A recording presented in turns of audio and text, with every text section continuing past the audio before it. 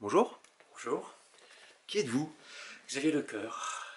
Je suis inspecteur de l'enseignement agricole et je m'occupe des exploitations et des ateliers technologiques des établissements.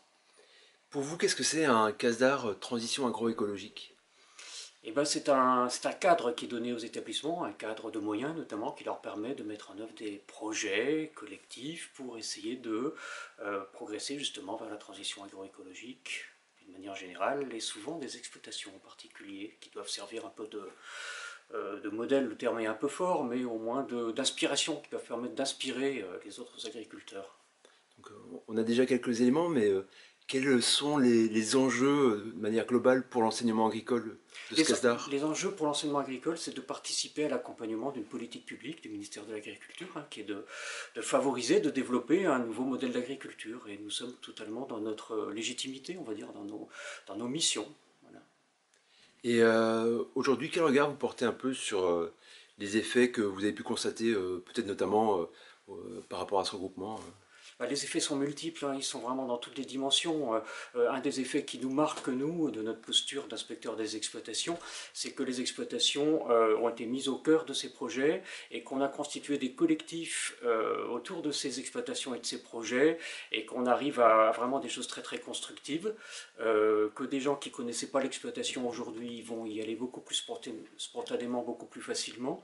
Et on a aussi, enfin moi j'ai entendu pendant ce séminaire des choses tout à fait intéressantes, des enseignants, des directeurs de centre qui parlaient de leur exploitation, c'est-à-dire qu'on est passé de l'exploitation de l'établissement à notre exploitation, et on a aussi des gens qui ont témoigné, d'élèves qui parlent aussi de leur exploitation, alors que souvent, jusqu'à présent, on avait l'exploitation des parents, l'exploitation du lycée, et qu'on les opposait un petit peu, parce que là, il y a un sentiment plus d'appropriation, c'est même de l'appartenance, quoi.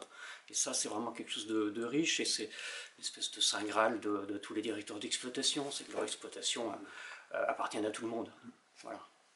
Et aujourd'hui, quelles seraient pour vous les perspectives de ce projet? Les perspectives pour l'avenir, Ouais. je crois il faut trouver à les prolonger. Alors déjà, on a compris que lorsque les collectifs forts s'étaient formés, et c'est souvent le cas, il y a des choses qui vont durer. Il y a des choses qui vont durer même si le programme n'a pas de prolongement, s'il n'y a pas de nouveau financement. Les liens existent, les dynamiques existent, et on peut espérer qu'il y aura des effets à terme. Mais on a besoin de prolongement, ne serait-ce que parce que lorsqu'on parle de transition agroécologique, on parle d'échelle de temps long plus que d'échelle de temps court, et que pour mesurer, pour observer ce que ça va produire, il faudra encore des années, et qu'il faudra y penser, quoi. Et si rien n'est fait pour que ça soit prolongé, on va perdre une partie de l'intérêt de cette mise en mouvement et de ces actions. Voilà. Merci beaucoup.